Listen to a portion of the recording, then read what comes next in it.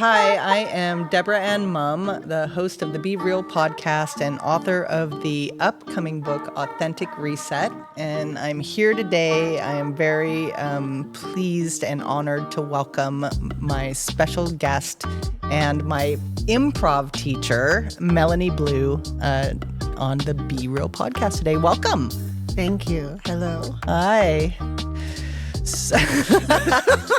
We're going to have to get the giggles out a little bit around here. So Melanie's a theater person, but we have added a camera to the situation here so we'll be recorded forever. Which adds some pressure to the situation. No worries. So, hey, Melanie. Hey, Debra. How's it going? It's going well. Good. Welcome to Be Real. We're just going to be real here. I'm good at that.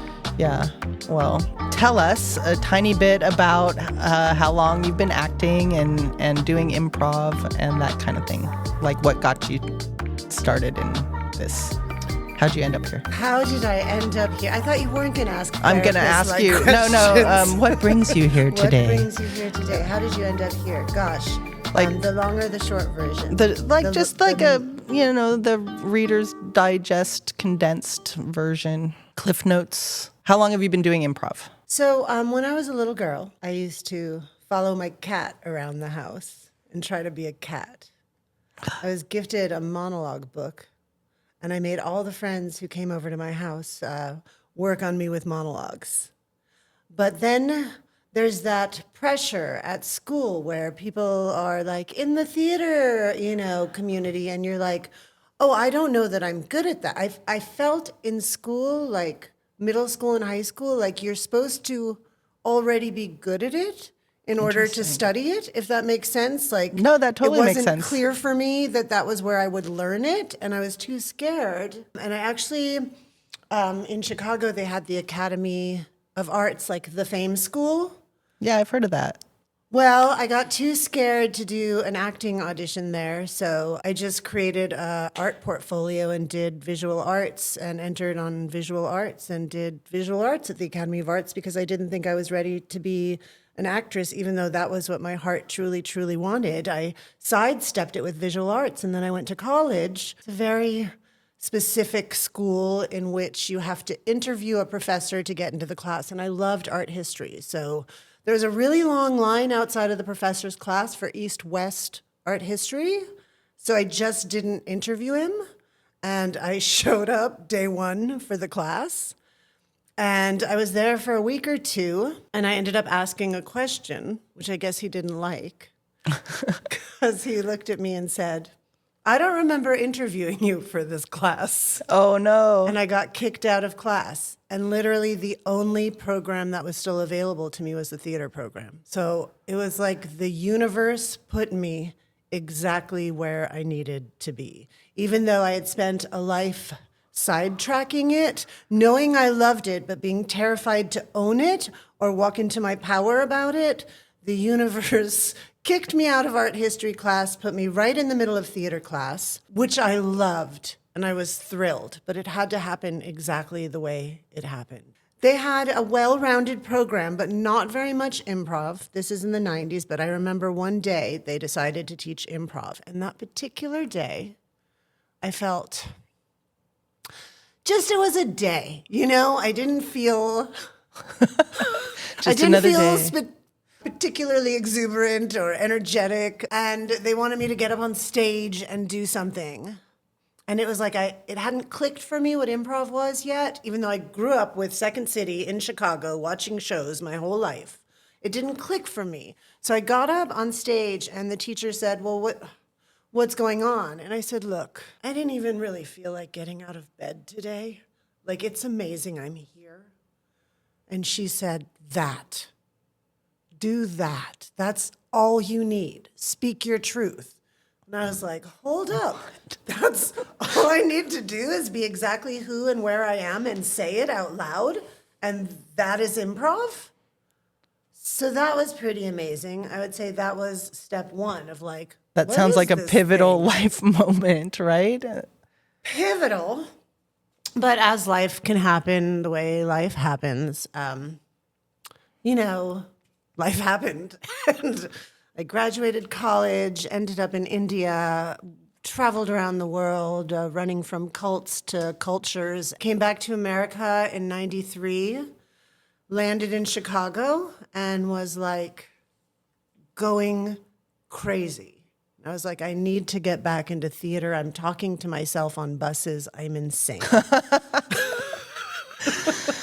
So I called Second City, which is a well-known improv institution. And the guy on the phone said, hey, we're not having any enrollment right now, and I'm really not supposed to tell you this because they're kind of our competition, but call Sharna at IO and she'll take you. So I called Sharna at IO and I said, I am talking to myself on city buses and I am a danger to humanity. I need to get into an improv class like today. And she said, come on down. Wow. I studied there for years. I worked under Del Close, who is known as the godfather of improvisation. That phone call where that person at Second City, shout out Bruce Green, happened to tell me to call IO, which they would never do, was another like universe showing me the right path. But you listened. I listened. I think that's so important. Thank you. That's a wonderful point, Debra. That's absolutely right. How many times does the universe hit us on the head and we're like, nope, I'm doing this, I'm doing this, I'm doing this. Sometimes I'm like, universe, can you please speak to me like a small child so I understand where you need me to be and Keep when? it simple. Because yes, listening would be the other half. I'd say you get the signs, but then you have to listen. And then my final half would be that gratitude of acknowledging, wow, I'm exactly where I need to be, doing exactly what I need to be doing. And thank you.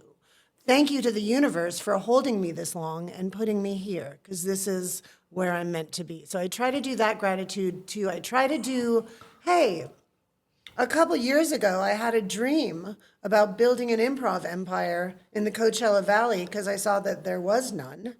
And now I teach 5 or 6 classes a week, servicing sometimes up to 100 people in a week, creating my empire, a dream that I had. I remember I was sitting in Okura, the sushi restaurant in La I love Quinta. Okura. That sounds And good. there's that geisha girl. I know, it's delicious. There's that geisha girl on the wall, and I was staring at her, so now I kind of call her like my manifesting girl. Oh, now everyone's going to be going to that restaurant and staring at her. Everyone's good luck I charm. looked at her and I said, I think, and I was out to dinner with Joe, and I was like, I think I can do this. I think I can build improv here. I have the time, I have the energy, and I have the desire. I think I can do it. And gosh, I think that was probably 2021. And here we are, 2025. Well, and that's through COVID and all that stuff. I mean, and I started at Create.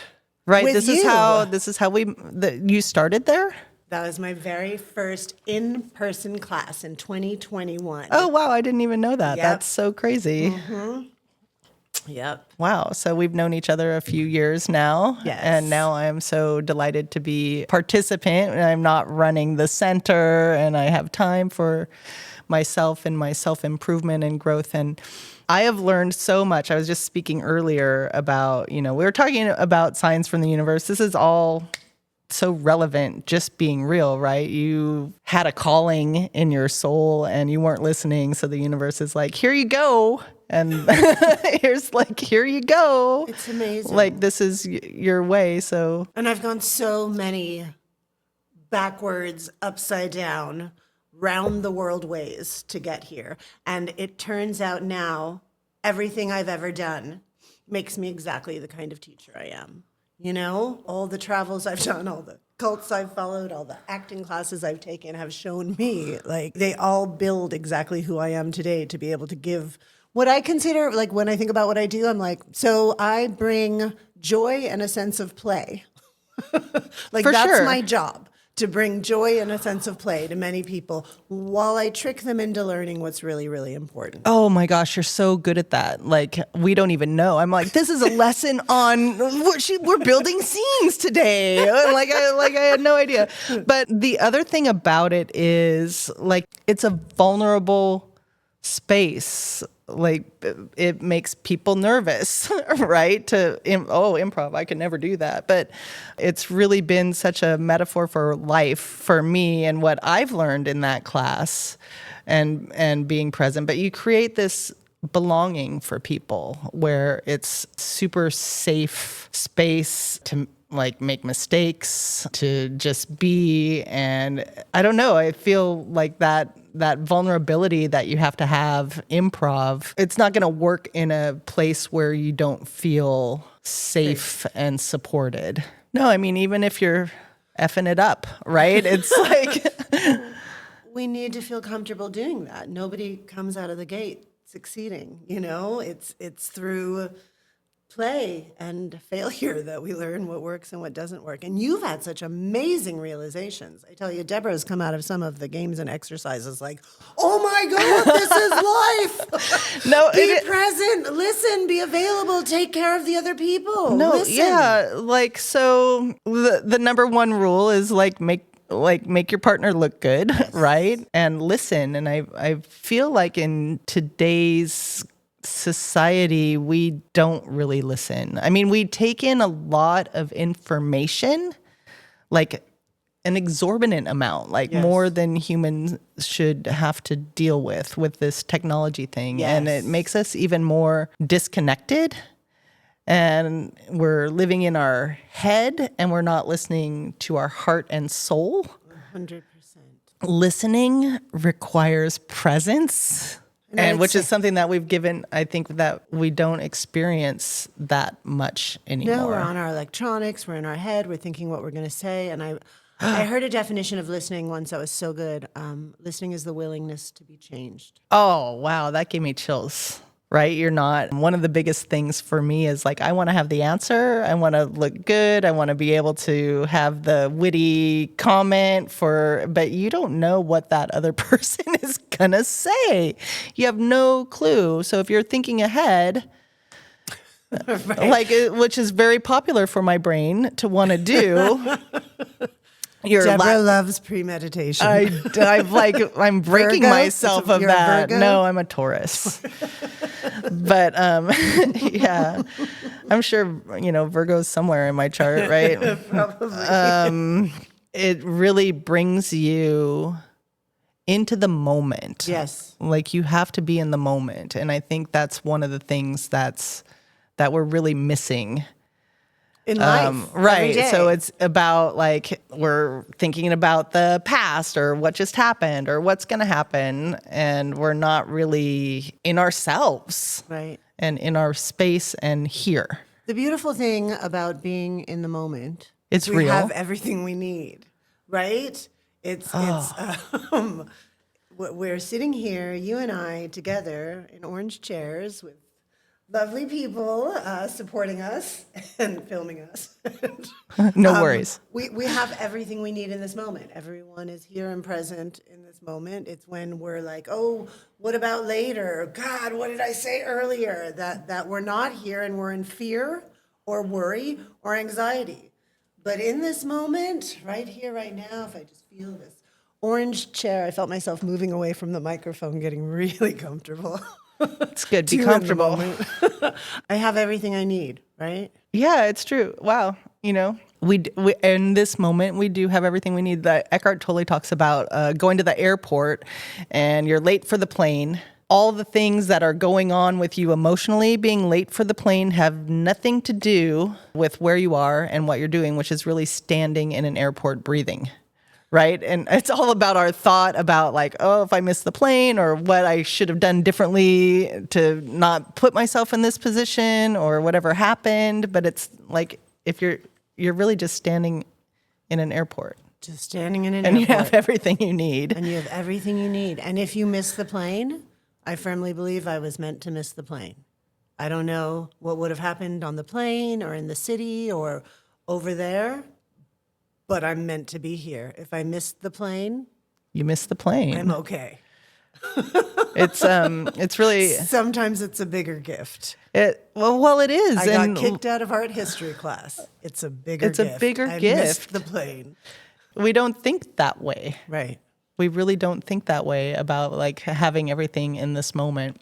The other thing about improv is like accepting the circumstances that you're given. Acceptance is key. You can't negotiate with reality. You can't change the circumstances you're given. We try to all the time in life, and improv is a complete exercise of acceptance. Of like this is the Be Real podcast, and you have to just be real in that moment with whatever you're given. So keeping it real. You were saying? Yeah, what were we saying? We were talking about accepting the offers you're given in improv. The gifts, really. Seeing everything as a gift. Seeing everything as a gift. Like if you could do that in life, like, like missing the plane as a gift or...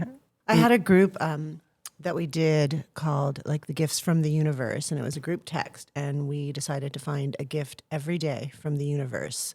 And you could list as many as you wanted, and I even got a little journal writing down all the gifts. And it really is, it's a frame of mind to realize that everything coming at you is a gift. I think the older we get, the more my experience translates into faith. It's like there's things I didn't know I could get through, and then I got through them, and now I kind of feel like, well, I got through that. I can probably get through everything. Next. And if I think that missing the plane was an issue and realized later in life that it was a gift, then I can kind of start seeing it today as a gift. It might not be what I wanted.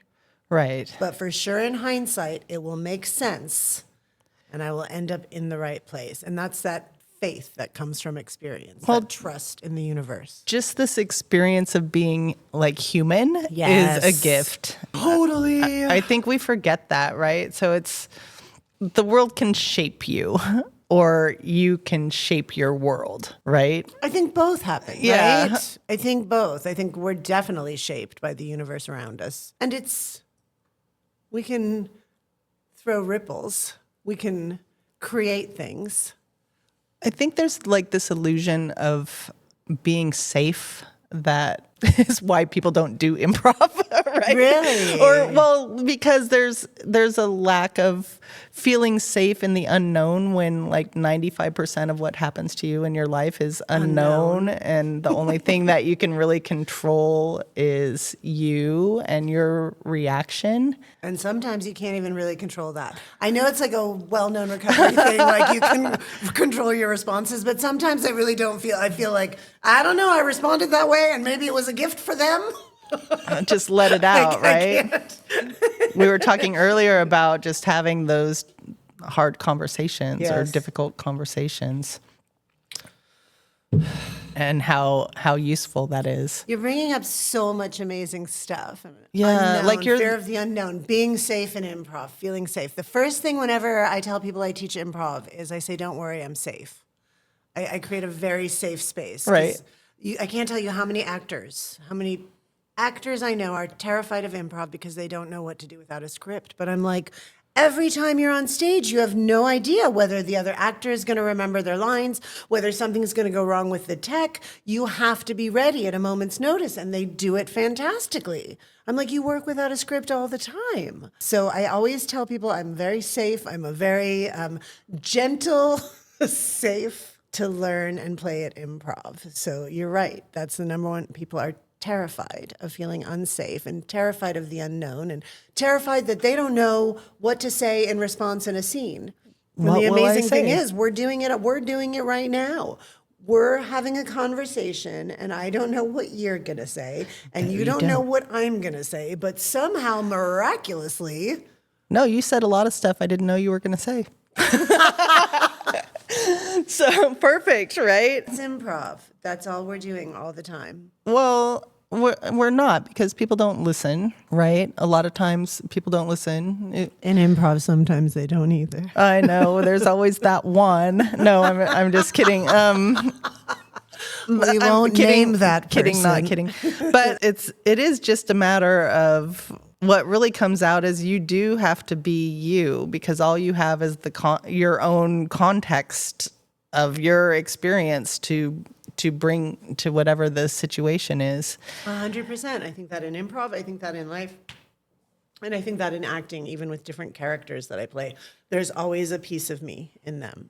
They always come from me trying to figure out what made this person think like that, become that, choose to do that. What circumstances might happen that would make me like, right? We're all humans. You have to relate it back. You have to relate it back, and you have to realize that given the right set of circumstances, we too could make those same choices.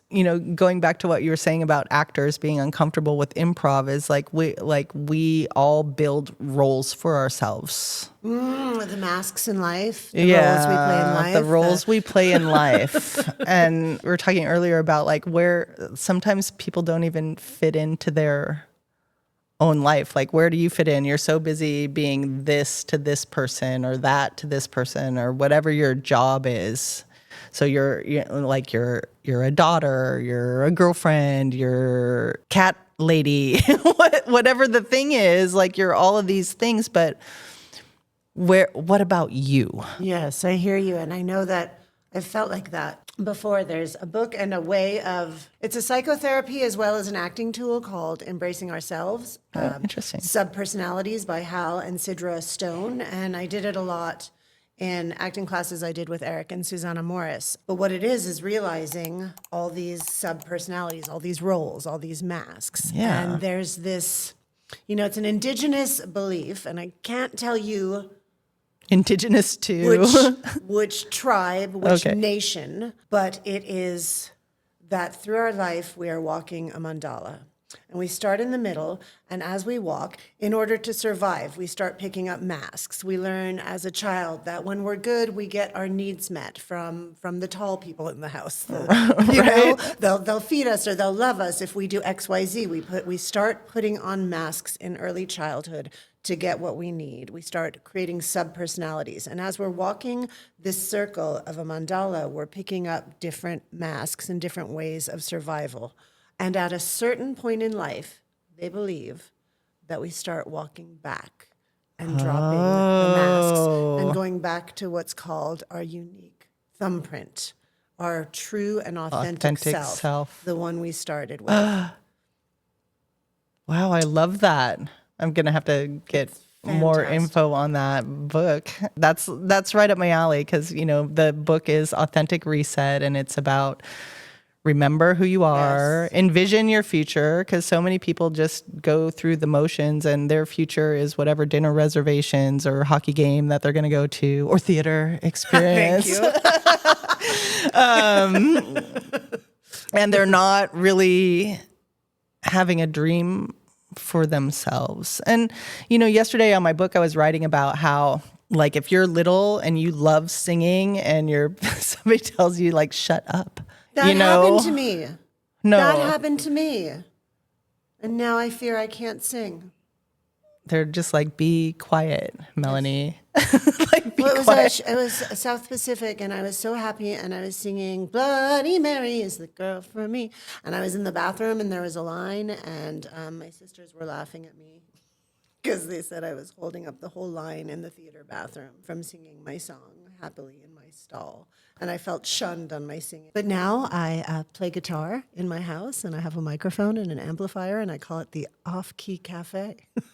Oh, I love that.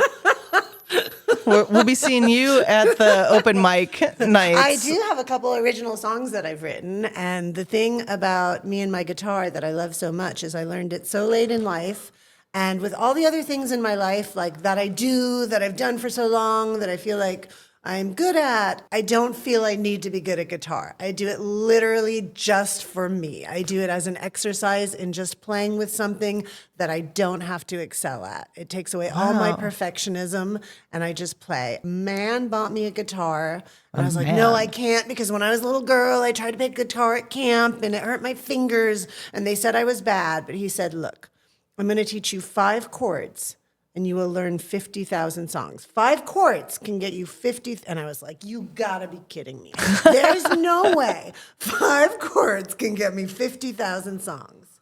And I sat with those 5 chords like morning, noon, and night. I was like a teenage boy falling asleep with my guitar, waking up, like my fingers were like blistered and hurting. And I remember I had a roommate, Ricky, and she walked by my door one day, and she was like, because she's a singer and played guitar, and she was like, Persistence pays off. You finally got it. I nailed those 5 chords, and then I started learning other ones. I'd start learning songs because you can access anything on the internet. I get the chords. I'd be like, ooh, E minor, what's that? Let me learn that new chord. And then I started writing my own songs. What? And it opens up this whole world. And I just like to do a shout out to Dan for buying me that first guitar, a Mitchell. I love it. That one got smashed, but I did buy another one. That's another That's story. another story. That sounds like a real story.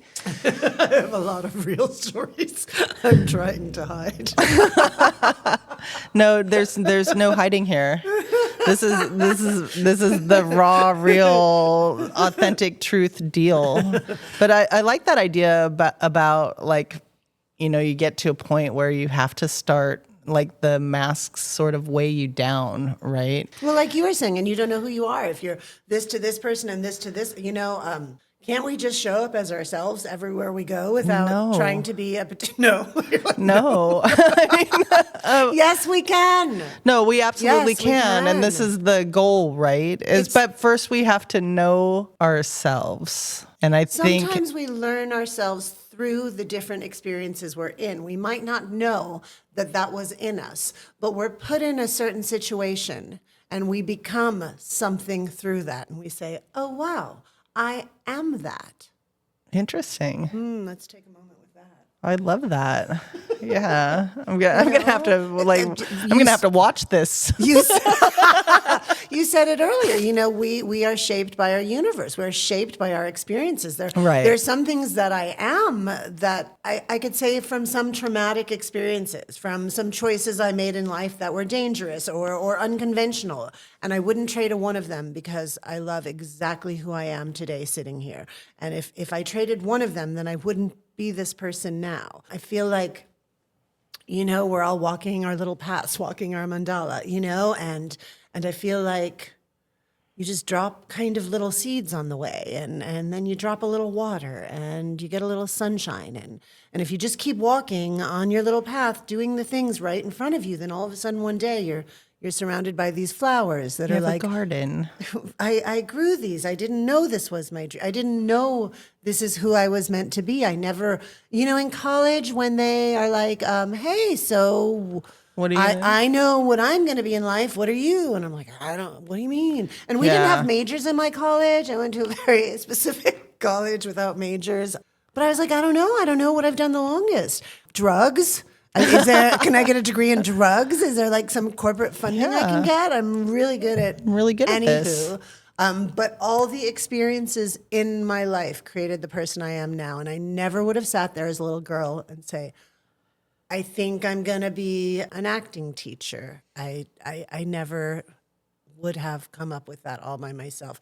All the things, and that's not the one, that's not the one thing I am. I'm like a vast, expansive spirit trying to be human, like trying to learn how to be the best little human I can, but I'm bigger than that, right? You're bigger than that. We're spiritual beings having a human experience. So I want to experience everything. I want to succeed and fail. I want to teach and learn. I want to, grow and walk. It's like walking through fear. I used to be fearless.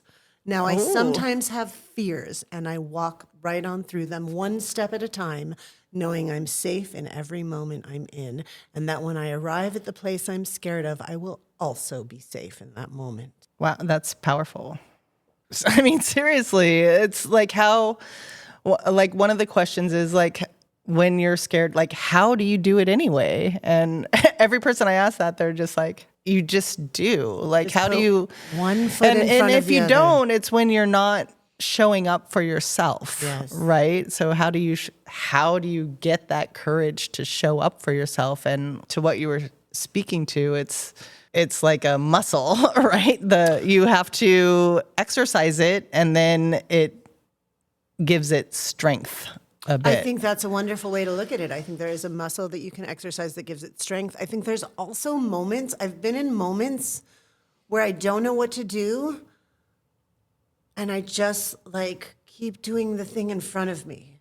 And I don't do it brilliantly, and I don't do it like, I don't know. So I just I think about, I was doing a play and I got the news that my dad died. And I was in Tech Week for a play. And it was a decision. Am I going home or am I staying here? And I remember going through that decision and realizing there's nothing I can do at home. He's gone. I can't, and I need to do this play. I need to do this play. It's Tech Week. They can't replace me. I've got to do it. And then I thought, I don't know. I'm just going to drive my car to rehearsal and see how I feel. Like, I don't even know. And as I was driving, I got a call from my best friend. And she was just giving me condolences about my dad. And she said, what are you doing? I said, I'm driving to rehearsal. She said, oh my God, Melanie, that's what you always do. You do your craft no matter what.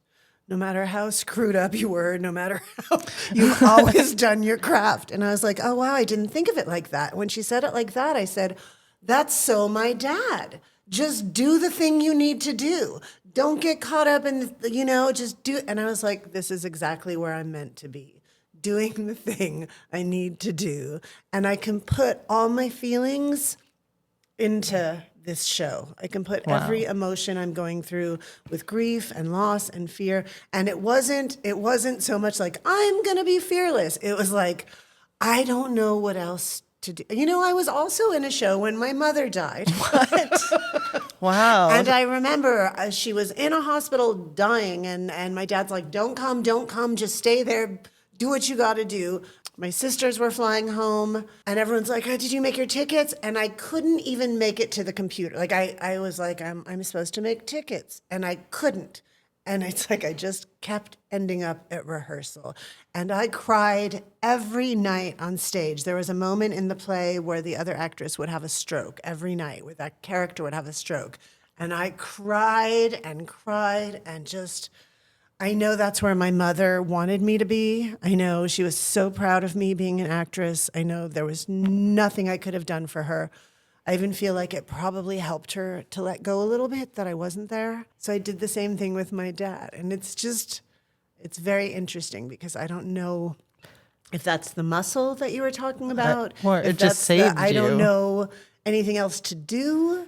I'm just going to go where I feel useful or needed. The theater is a very therapeutic place for me. Yes. It's a safe place. I guess that's why I, full circle, provide a safe place in improv, because I know for me, theater has always been a place where I can go and have my feelings and speak my truth and not just be okay with it, but be lauded for it. Be like, yes, that's the truth we need. Yes, you hit the emotional mark. And I'm like, oh, perfect.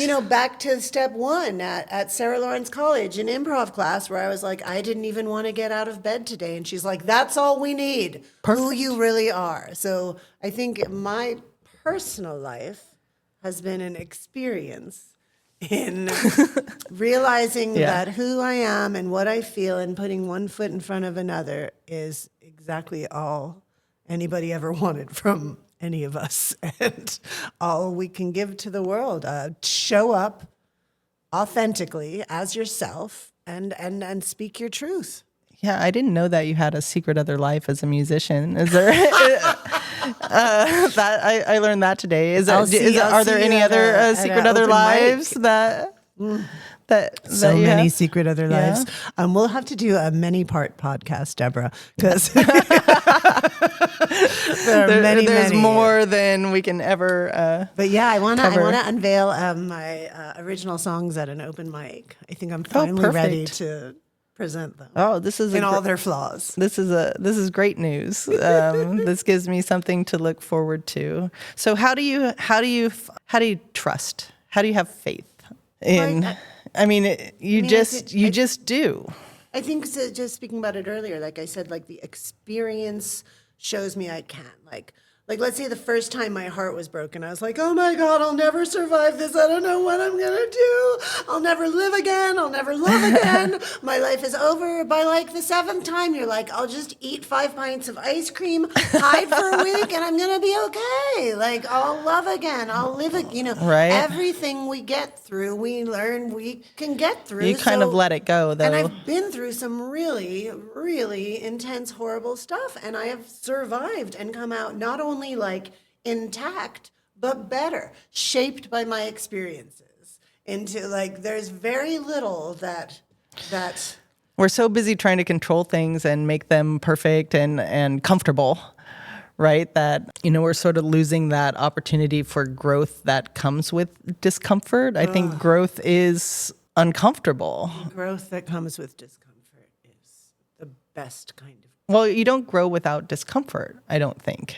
Is it like, people shape their whole lives so it's comfortable, right? Nobody's going to challenge you. Nobody's going to call you out on your shit. And you put other people in place where you can just play small and be that. And like, we're so willing to settle for mediocrity, what we know, and not exchange it for the growth that requires discomfort to be that next thing. I found so much. I think what you're saying is true, but I think that there's a certain age you get. Where don't give up. Yes. Right? Yes, I think there's a certain But not youth everybody. trying to prove themselves and get things right and not be challenged. And then I'm just thinking, like, particularly about my improv clientele who are of a certain age who love notes and love growing and love the realization Right. and love feeling naked and raw in front of people and growing through that. Like, and I think we're so lucky to have, I'm surrounded by older people who are teaching me how to grow older and keep learning and keep craving the information. I think, you know what? I had a humanities teacher at the Academy of Arts who once said, with tears in his eyes, and he was a doctor of music, Doc Horst, and he had big, beautiful, like earth blue-green eyes. And we would always pull his leg. We would always, I made the whole class watch Labyrinth because David Bowie was in it, but I told him it was all about the unconscious cycle of Jungian whatever. We held a seance one day and told him it was, like about the path of the hero's journey, whatever. He had put up with it so much that one day he came into class and his eyes were like literally filled with tears. And he sat up there and he had put up with so much. And he said, I just want you guys to get that the day you stop learning is the day you die. Wow, And that's I was powerful. like 16, probably stoned, going, whoa. And it stayed with me. And that's, being uncomfortable is a place of growth. The desire to keep learning. It's how we learn, like you said, like in improv, that you showed up to improv class, that you didn't want to, that you wanted all kinds of excuses to stop you from going. No, I realized I didn't have any excuses. That's bullshit, right? It, yeah. And it turns out you're quite good at this thing. And you're also, you're overcoming some of your personal struggles. Your premeditation, you're thinking too much, you're thinking yourself in and out of activities is all being addressed. Right. And the therapeutic value of improv is unparalleled. No, if we all had to do that, right? If we all had to... If we all got to do that, we get to. Thank you for rephrasing that. No, we do get to. We do get to. And I did, when Calissa first said, we ran into you at that thing. And I was like, oh, yeah, I'm busy. Like, what? I'm not, I have a pretty flexible schedule as an author. My time is my own, but I'm super busy just doing my thing. Exactly. But then I recognize, that improv, that's uncomfortable. Maybe that's why I'm making excuses about it, right? Because I was like a theater girl, not many people know. I did not know, but before you go into theater girl, and I want to hear about it, good on you that was you choosing to walk through fear. Right? You say, how do people do it? You did it. Yeah, you were like, I do it a really lot. Uncomfortable place for me. Right? And you did it. And now you're thriving from it. But no, I didn't know you were a theater girl. Tell me. In high school and a little bit of college, but I had my SAG card, so I was in a movie with Johnny Depp in the 80s. So cool. What movie? Oh, it's terrible, terrible movie. Those are the best. Yeah, no, it was Eric Roberts and Beverly D'Angelo. Fantastic. Yeah, she was not doing well then. I will not comment any further, but yeah, I'm sure there was green M&Ms in her trailer or whatever else that she needed to have as the star of the movie. But yeah, I was an extra. I don't think, you can maybe see my foot on camera for the days and days spent waiting on the sidelines. But also it was filmed at the Palm Springs High School, and Johnny Depp was he was in the auditorium with us hanging out because he had a speaking role, but he was also had to be there with all of us extras. Oh, how fun. And did you chat with him? I mean, he chatted with everybody. He was like 12 years old. No, I think we're of similar age, so he might be a little bit older than me, but he was a baby. So how old were you when you got your SAG card? It was just out of high school. Wow. And then did you want to continue? I don't know what happened. Like you, I have some periods of time where I'm not exactly sure, what I was doing. And my life is like a roadmap of like, oh wait, that was 2002. Then how did I end up? Yeah. Well, and then I ended up, I was dating this guy that I knew from high school, and then, we ended up moving in together, and I got married and got married to him? I got married to him, and then I had the family, and I did all those roles. Wow. But I didn't get to be later in life LGBTQ. You're a late in life? Yes, I am. I'm sorry. No, it's okay. I'm out. It's all right. God, I don't want to get canceled. Yeah, no. This is about being real. But I mean, so it was late. It was after the marriage. So you were leading a heteronormative life and doing all the things. Well, I'll tell you what happened. I was having a life drawing group, and there was a model that needed a ride home, and the reason that I even met the model in the first place was just like one of those things that. Like I need to go back and get something at work that I didn't really need. And she was there. And I'd been looking for models. Strip clubs are not the place to find life drawing models, just so you know. Good to know. Yeah, I was a life drawing model. They're dancers. Yes. Yes. One of the strippers was like, I can't imagine having people stare at me naked. And I was like, what? Like, this is your job? No, I'm a dancer. Yeah. Oh, okay. 1, 2, 3, 4, whatever it is. So, we get in the car and there's pictures of my kids in the car. And she looks at me and she was like, you have kids? And I was like, yeah. Why? Like, why? Why do you ask? And she's like, oh, I thought you were gay. And I was like, what? Why would you think that? What would make you think that? Anyway, we ended up, hanging out, and mostly because she was supposed to move away, and she never did.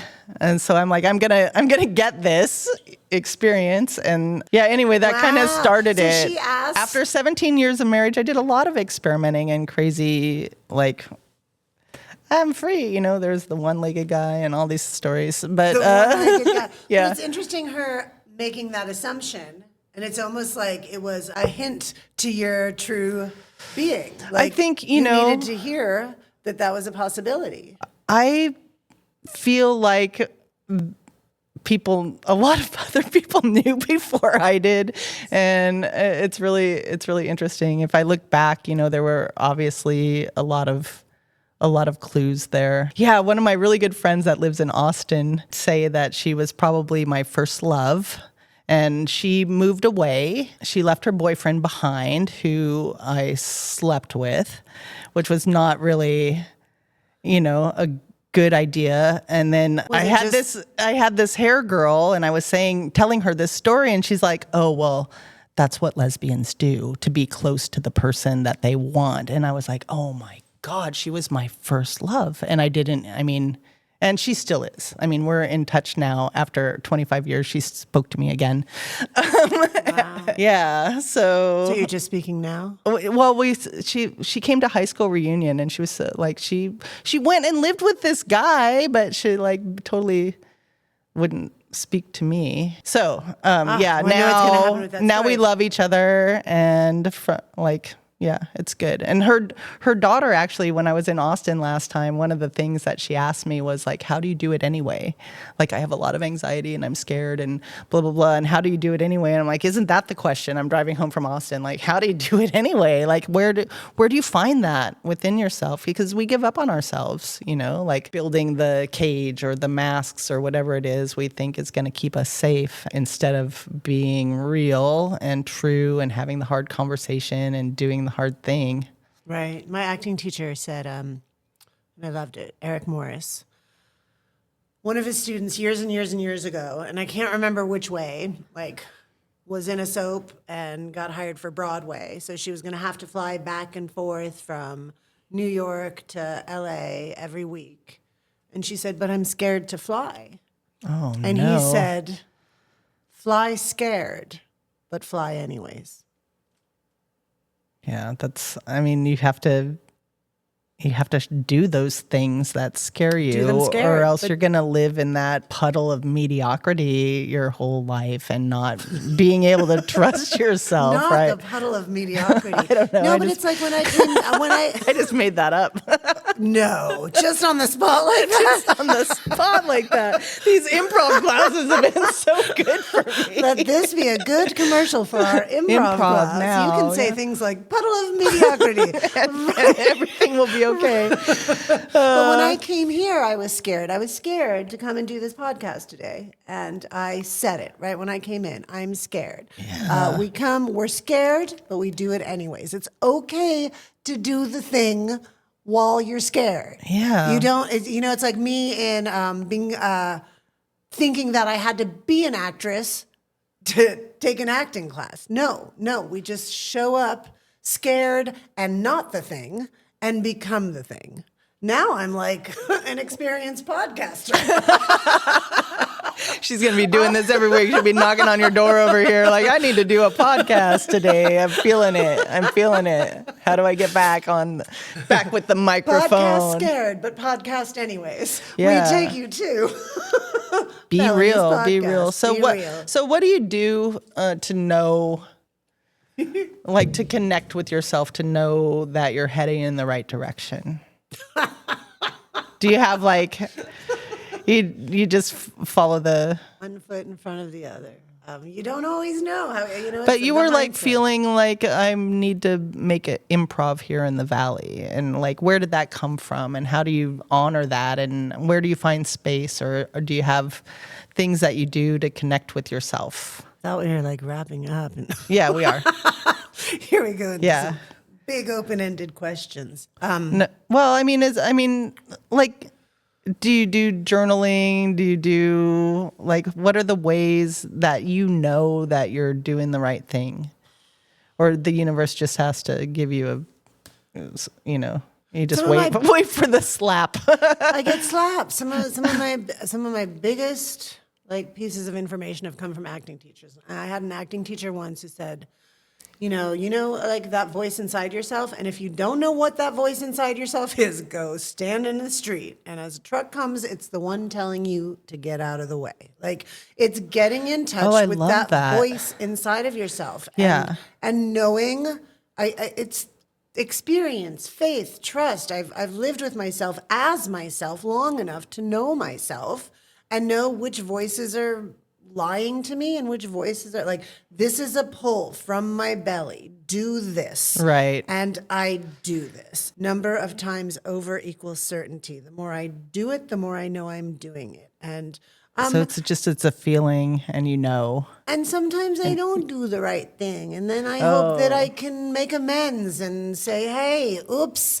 I made a mistake, or I don't know the answer, or I don't know what I'm doing. But all that is coming from an authentic me as well, right? I love that. Yeah. The real you. To just be real. It's all we've got, right? And whatever connection to the universe we rely upon, the signs, the being hit in the head, the being guided. I know now when I miss the plane, I meant to miss the plane.